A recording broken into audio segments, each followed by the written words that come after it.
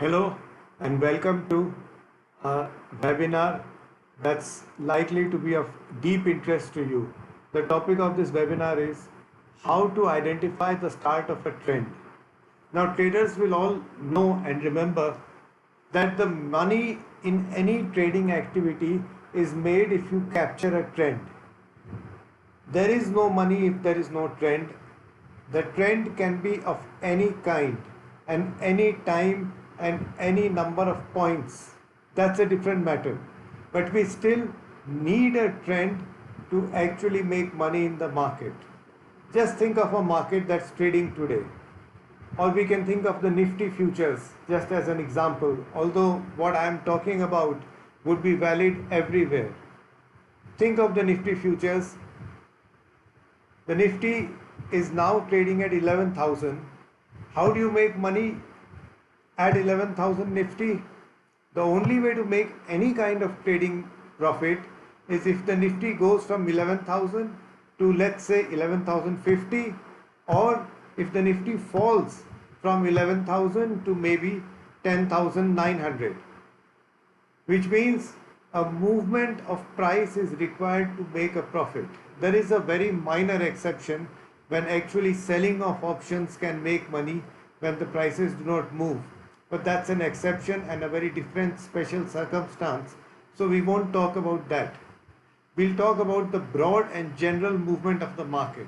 And the general movement of the market requires a movement of price to make money. Whatever that movement is. If you are an intraday trader, then maybe you want the Nifty to move from 11,000 to 11,020 and you are very happy.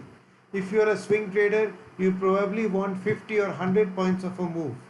And if you are a positional trader or an investor, then you would like the Nifty to move from 11,000 to maybe 11,400 for you to actually feel that yes, you have made some money.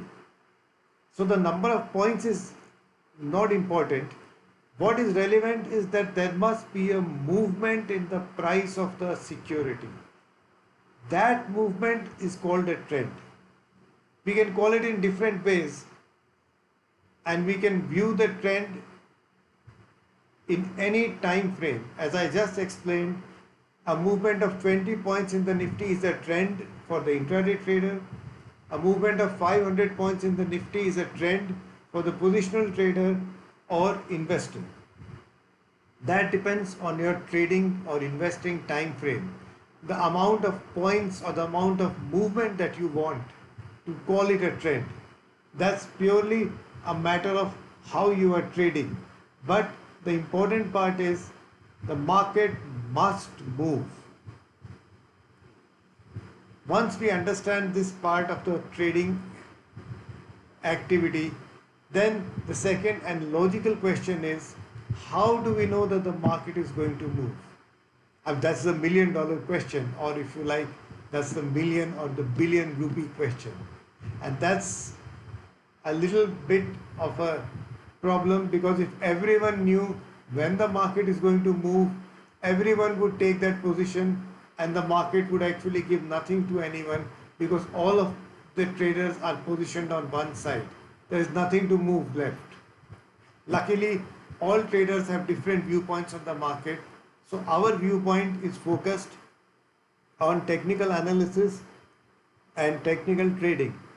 We are going to look at how to identify the beginning of a trend or the start of a trend, because the start of a trend is the point at which the money begins to be made.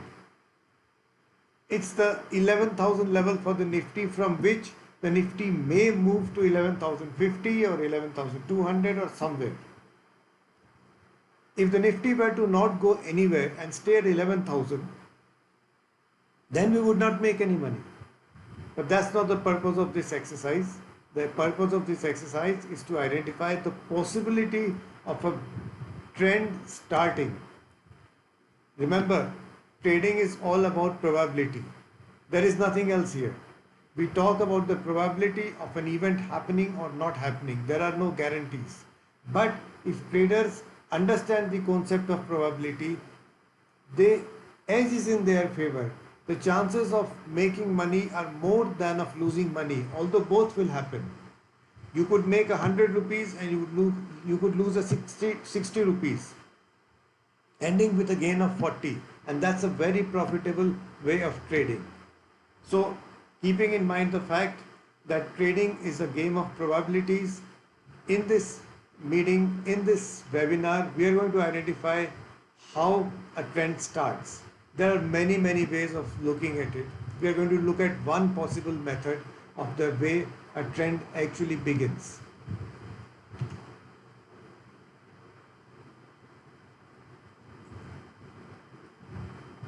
This presentation is made by Sudarshan Sukhani. I am Sudarshan Sukhani.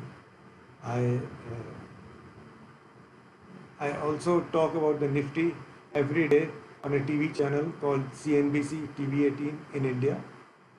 Every day you can see me there at 8:45 a.m. And the presentation is organized courtesy of s2analytics.com, which is a company located in New Delhi, India, and offers a variety of technical analysis services. You might like to look up their website. So this is me.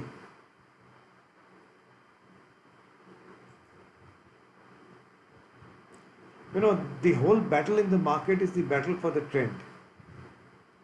Trending markets make money for traders, and as I've just explained, the key is, when does a trend start? That's the point which we want to identify, because if there is no trend, we are not going to make any money. Let's say that I'm looking for a 50-point movement in the Nifty, which is what a swing trader's task. The Nifty goes up 10 points, comes up 10 points, comes down 10 points, goes up 10 points, and keeps on moving in a small, narrow range. Well, I'm not going to make any money. At some point, I may get out. I may actually get out 20 points lower from where my entry has been. I may end up with a loss.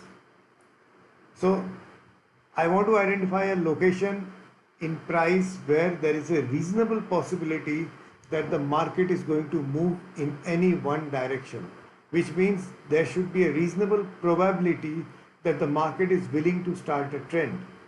That's when I'm going to make money, which is why the battle for the markets is the battle for the trend.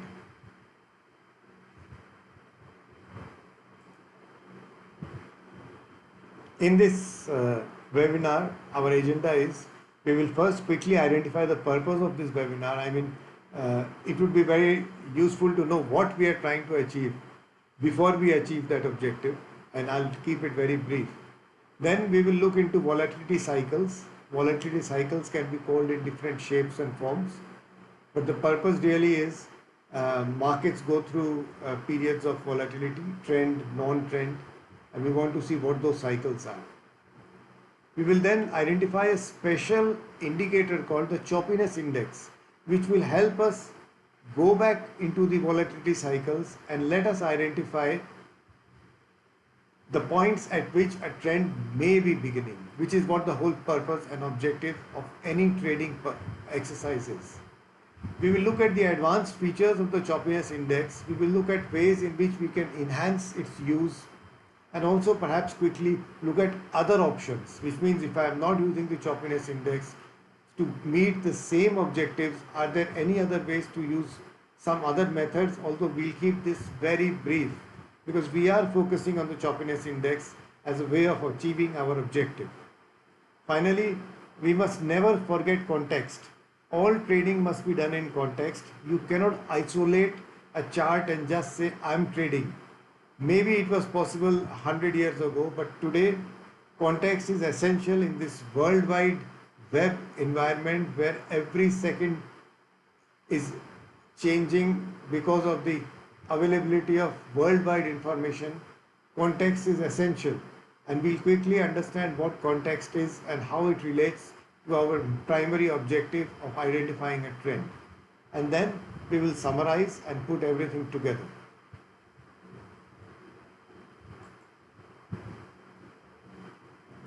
This is the purpose of the presentation. We want to know how to identify the start of a trend. But that's the cream of the presentation. Although I would like to also say, how do we then use this information, use this education and learning and we have to create a trading plan. So we'll take a in the advanced features section, we'll talk very briefly about a trading plan. And of course, then we will test the plan on different charts, which is something where we will spend some more time. So this is the purpose of the presentation, to identify the start of a trend and then to plan and test what we have identified. The first of our sections is about volatility cycles. Markets are trending and markets are choppy. Trending markets make money, and I have explained that earlier also. So we will now quickly enter the area of volatility cycles and understand what they are, have a look at charts, and then try to find where we want to be in that volatility cycle, what is the point at which a trend may be starting, and what is the point that we want to identify. So let's begin with volatility cycles.